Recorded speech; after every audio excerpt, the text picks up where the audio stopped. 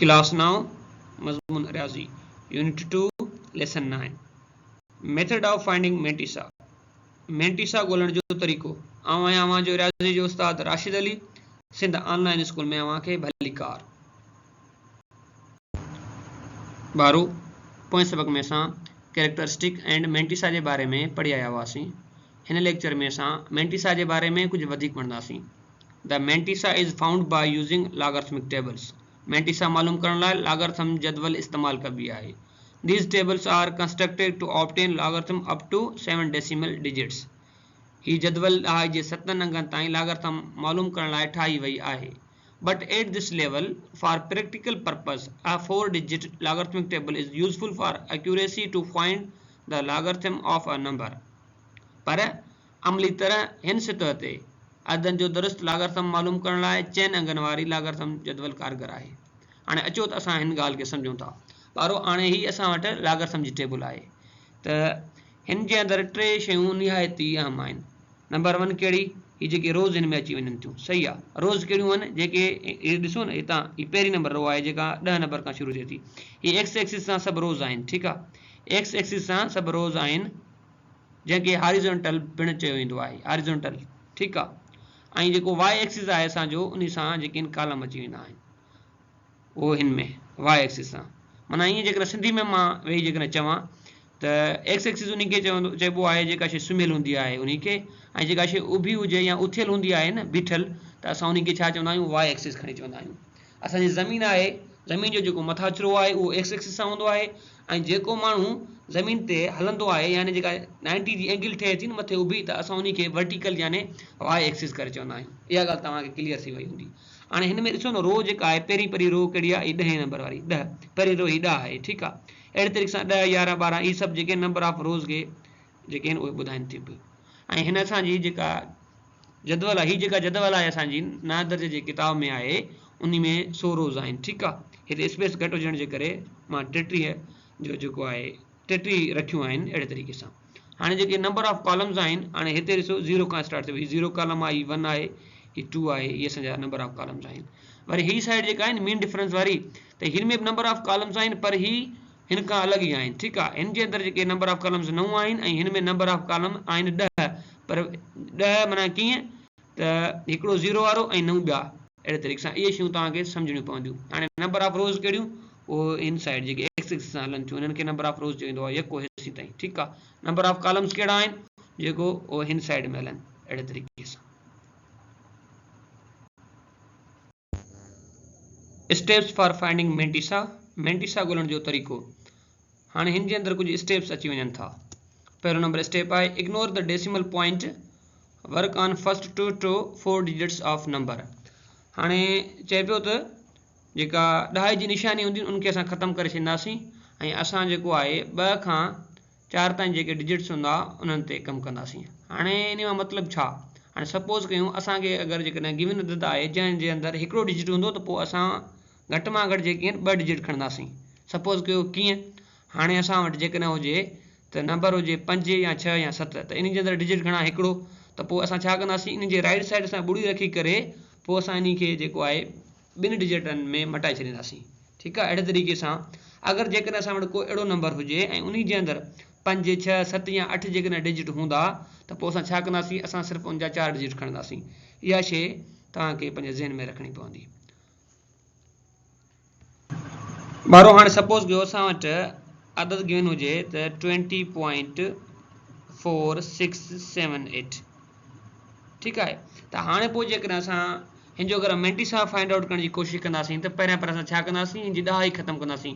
जॾहिं असां हिन जी ॾहाई ख़तमु कंदासीं त हीअ अदद छाजे बराबरि थी वेंदो, हीअ अदद बराबरि थी वेंदो त, हाणे मां पहिरियां लिखी थो वञां, हीअ अदद छाजे बराबरि थी वेंदो, इहो बराबरि थी वेंदो 2,04,678 जे। पर हाणे असांखे हिन वरी ॿी ॻाल्हि ॿुधाई, ॿी ॻाल्हि कहिड़ी ॿुधाई, त असां हिन में जेके 4 डिजिट खणंदासीं, छाकाणि हिन जे अंदरि घणा डिजिट आहिनि 6, पोइ असां कहिड़ा 4 खणूं, जेके आहिनि राइट साइड वारा 4 या लेफ्ट साइड वारा 4। बाबा हिते असां लेफ्ट साइड वारा 4 खणंदासीं, यानी कहिड़ा अंग खणंदासीं, असां खणंदासीं त 2046, इहे खणा पवंदा, ठीकु आहे। हाणे वरी हिते जेको आहे न त पहिरियां जेकी 2 डिजिट हूंदा उहे असांखे छा जे बारे में ॿुधाईंदा, कहिड़ा, उहो ही वारा 2, इहे असांखे नंबर ऑफ रोज़ जे बारे में ॿुधाईंदा। छा जे बारे में ॿुधाईंदा, नंबर ऑफ रोज़ जे बारे में ॿुधाईंदा। ठीकु आहे। ऐं वरी जेको टियों डिजिट आहे, कहिड़ो, जेको 4 वारो आहे, जेको टियों डिजिट हूंदो उहो असांखे छा जे बारे में ॿुधाईंदो, इहो असांखे नंबर ऑफ कॉलम्स जे बारे में ॿुधाईंदो, असांखे नंबर ऑफ कॉलम। ठीकु आहे। हाणे जेको चौथों नंबर डिजिट आहे, जेको 6 आहे, त उहो असांखे छा जे बारे में ॿुधाईंदो, इहो असांखे मीन डिफरेंस जे कॉलम जे बारे में ॿुधाईंदो, MD यानी मीन डिफरेंस कॉलम। इहे शयूं तव्हांखे पंहिंजे ज़हन में रखणी पवंदियूं। ॿियो स्टेप असां वटि आहे त identify the row, take the first 2 digit of the number. हाणे ॾिसो, सपोज़ कयूं हींअर असां वटि अदद कहिड़ो आहे, असां वटि आहे 2046। हाणे जेको आइडेंटिफाई रो खे जेको आहे तव्हांखे ॻोल्हणो आहे, त असांखे उहा कीअं ख़बर पए त असांखे इन जी रो कहिड़ी आहे, त मां उहा हितां ख़बर पवंदी, take the first 2 digit of number. हाणे गिवन जेको अदद आहे उन मां असांखे पहिरियां 2 डिजिट खणणा पवंदा, उहे घणा आहिनि 20, त असांजी रो कहिड़ी थी थिए, हाणे 20 रो थी वेंदी। हिते वरी 20 रो कहिड़ी आहे, मां तव्हांखे ॿुधाए चुको आहियां 10 खां वठी जेको रो शुरू थियनि थियूं। ठीकु आहे। त पोइ हिते 20 रो किथे आहे, उहो हिते ही पई अथव, ही सॼी रो अची वेंदी। हाणे ॾिसो, अहिड़े तरीक़े हीअ असांजी 20 नंबर रो थी वई। ठीकु आहे। ॻाल्हि तव्हांखे सम्झ में आई। हाणे असांजो 3 नंबर स्टेप कहिड़ो आहे, उहो आहे आइडेंटिफाई द कॉलम। हाणे असांखे कॉलम खे आइडेंटिफाई करिणो आहे, उहा किथां ख़बर पवंदी असांखे, third digit of the number gives column number. हाणे ॾिसो, हिते इहा ॻाल्हि पियो करे, त ॾिसो सफ़ा सिंपल ई आहे। हीअ जेको 3 नंबर डिजिट आहे न, असांखे छा जे बारे में ॿुधाईंदो आहे, असांखे नंबर ऑफ कॉलम जे बारे में ॿुधाईंदो आहे। त काओ नंबर कॉलम हूंदो, उहो हूंदो बि चौथों, जेको हिते नंबर गिवन हूंदो न, उहो ई कॉलम हूंदो।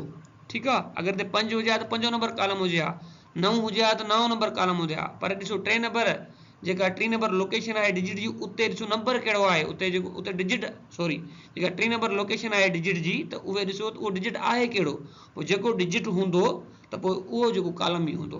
हितां वधि खां वधि हिते जेको आहे असां वटि 0 थी थो सघे, ऐं नंढे खां नंढो 0 ऐं वॾे खां वॾो 9, हिते 4 पियल आहे, त असांजो ही कॉलम थी वियो। ॾिठो, अहिड़े तरीक़े सां। हाणे वरी छा आहे त locate the value of mean difference. हाणे जेका आहे न मीन डिफरेंस वारो जेको कॉलम आहे, त उहो जेको आहे असांखे ॻोल्हणो आहे। उहा किथां ख़बर पवंदी, असांखे चौथे नंबर डिजिट मां इहा ख़बर पवंदी। हाणे हिते चौथो नंबर डिजिट घणो आहे, 6। मीन डिफरेंस जे अंदरि कॉलम काउं थींदो, 6। 6 कॉलम किथे आहे, उहो ही पियो आहे, अहिड़े तरीक़े सां। सही आहे। हाणे ही थी वियो 6 नंबर कॉलम। हाणे असांखे करिणो छा पवंदो, हाणे असांखे ॾिसो चए पियो त at the value of located row and column. हाणे जेका असांखे यानी रो ऐं कॉलम जे जेको आहे इंटरसेक्शन सां जेका ही वैल्यू असांखे मिले पई थी, उहा वैल्यू खणंदासीं। ठीकु आहे। हिकिड़ी उहा वैल्यू, ऐं ॿी वरी वैल्यू कहिड़ी, ॿी वैल्यू जेका मीन डिफरेंस जो जेको कॉलम आहे उहो, ऐं जेको ही रो जो जेको रो सां जेको इंटरसेक्शन हिते थिए पियो थो। हाणे हिते जेको मीन डिफरेंस जो कॉलम आहे ऐं जेका ही रो आहे, उन जे इंटरसेक्शन सां जेका असांखे ॿी वैल्यू मिले पई थी, असां उन्हनि खे जोड़ कंदासीं। जोड़ करण खां बाद में असां उन्हनि जी जेका राइट साइड आहे, जोड़ करण खां बाद में जेका उनजी जेका लेफ्ट साइड आहे, उनजी स्टार्टिंग में रखंदासीं कामा, पोइ असांजो उहो मेंटिसा थी पवंदो। हाणे सपोज़ कयो अगरि जेकॾहिं हिन नंबर जी मां जेकॾहिं ॻाल्हि कयां त पोइ हिते छा थींदो, त मां हाणे हिते ही मिटायां थो, पोइ मां इहा तव्हांखे सम्झायां थो। ॿारहों, हाणे हिते असांखे जेको आहे रो ऐं कॉलम जे इंटरसेक्शन सां जेका वैल्यू मिली, उहा घणी आहे, उहा आहे 3.96। 3.96 बराबरि 3096। ठीकु आहे। हीअ घणो थो, 3096। ठीकु आहे। हिन में छा प्लस कंदासीं, उहा वैल्यू। हाणे जेका असांखे वैल्यू किथां मिली, त रो जे ऐं मीन डिफरेंस वारे कॉलम जे इंटरसेक्शन सां जेका वैल्यू मिली, उहा घणी आहे, उहा आहे असांजी 6 नंबर कॉलम में, उहा आहे 13। हिते लिखंदासीं +13। त पोइ इहो छाजे बराबरि थी वेंदो, इहो बराबरि थी वेंदो, त हाणे हिननि खे जोड़ करिणो पवंदो असांखे। छा खे असांखे जोड़ करिणो पवंदो, 3096 में असां 13 जोड़ कंदासीं। ॾिसो इहो छाजे बराबरि पियो थिए, हाणे इहो बराबरि थी वेंदो 3109 जे। हाणे असां छा कंदासीं, हिते उहो बिल्कुलु हिन जे लेफ्ट साइड, यानी हिन जाइ ते असां कॉलम हिन जाइ ते छा कंदासीं, ॾाही पुट करे ईंदासीं, पोइ इहो छाजे बराबरि थींदो। हाणे ॾाही किथे रखंदासीं, हाणे ही इन जो मक़सदु इहो थियो त ॾाही 3109 छा थी वियो, असांजो घुर्बल मेंटिसा थी वियो। ठीकु आहे। गिवन अदद जो जेको अदद घणो हुयो, उहो हुयो त 20.46। अहिड़े तरीक़े सां। ॿारो, हिते हाणे असां हिकिड़ो मिसाल करे ॾिसंदासीं। Find the mantissa of log 0.002347। हाणे हिते असां वटि गिवन जेको अदद आहे उहो आहे त 0.002347। अहिड़े तरीक़े सां हाणे असां वटि हिते जेको पहिरियों नंबर स्टेप आहे उहो कहिड़ो आहे? पहिरियों नंबर असां वटि स्टेप आहे त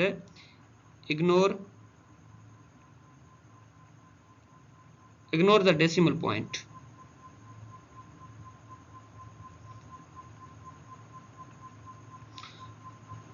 हाणे जॾहिं असां ये जो गिवन नंबर आहे उन मां जॾहिं असां डेसिमल ख़त्म कंदासीं पोइ इहो छाजे बराबरि थींदो? इहो असां वटि बराबरि थींदो 2347 जे। ठीकु आहे। हाणे हिते जेको पहिरियां जेके ॿ डिजिट आहिनि यानी टेवीह जेको आहे उहो असांखे नंबर ऑफ रोज़ जे बारे में ॿुधाए पियो हिते, उहो ही जेका टेवीह नंबर हिते रो अची वई। ऐं टियों नंबर जेको डिजिट हूंदो उहो असांखे नंबर ऑफ कॉलम जे बारे में ॿुधाईंदो, उहे कॉलम हितां खां जेकी हेसि ताईं अची वेंदा। ठीकु आहे। ऐं चोथों नंबर जेको डिजिट हूंदो जेको 7 पियो आहे जिते, उहो असांखे मेन डिफरेंस जे कॉलमनि जे बारे में ॿुधाईंदो, जेके उहो हितां खां वठी उहो हेसि ताईं अची वेंदा। अहिड़े तरीक़े सां हाणे असां वटि जेको ॿियो नंबर स्टेप आहे उहो कहिड़ो आहे? असां वटि ॿियो नंबर जेको असां वटि स्टेप आहे उहो आहे त लोकेट द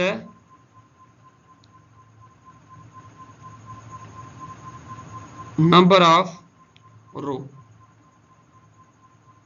हाणे हिते असां वटि जेको आहे गिवन सम जे अंदरि जेको नंबर ऑफ रो घणो आहे उहो आहे 23, त असां लिखंदासीं त नंबर ऑफ रो is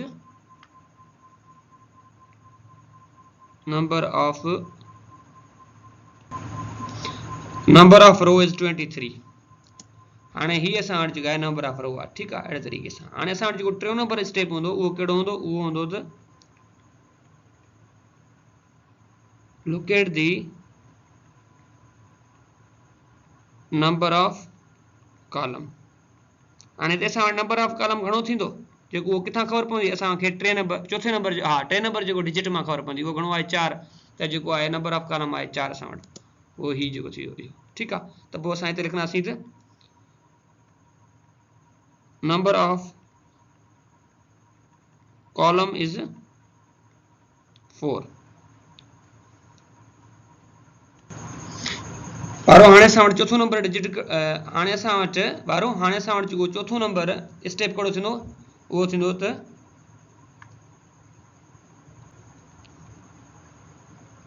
locate the mean difference column. हाणे उहा ख़बर असांखे किथां पवंदी? उहो असांखे जेको चोथों नंबर जेको डिजिट आहे गिवन सम जे अंदरि उतां ख़बर पवंदी। त मीन डिफरेंस जो कॉलम कहिड़ो नंबर थींदो? उहो थींदो 7 नंबर। उहो कहिड़ो आहे? उहो आहे ही। ठीकु आहे।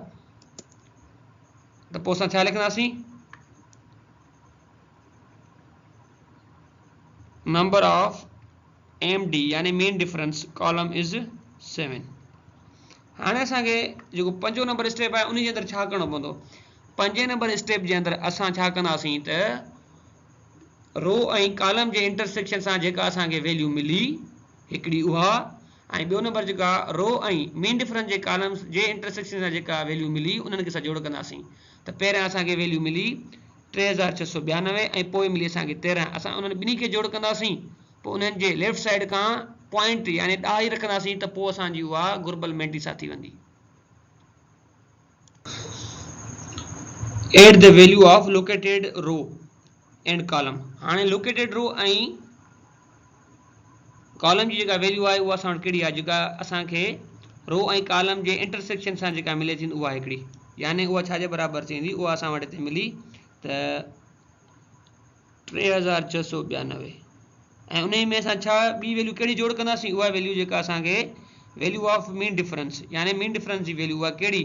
जेका असांखे रो ऐं मीन डिफरेंस वारे कॉलम जे इंटरसेक्शन सां मिली। माना जिते हिक ॿिए खे कट कनि त उन जे लाइ मां वर्ड पियो यूज़ कयां इंटरसेक्शन। ऐं बुक जे अंदरि तव्हांखे वरी जेका आहे न उते लिखियलु अथव कोरस्पॉन्डिंग वैल्यू, इहे ॻाल्हियूं साॻियूं अथव। ठीकु आहे। त पोइ उहा घणी आहे? उहा आहे 13। पोइ असां हिते प्लस में लिखंदासीं 13, उहे असां जोड़ कंदासीं, त पोइ छाजे बराबरि थींदो? हाणे इहे असां ॾिसूं था छाजे बराबरि थो थिए। हाणे इहो बराबरि थियो 3705 जे।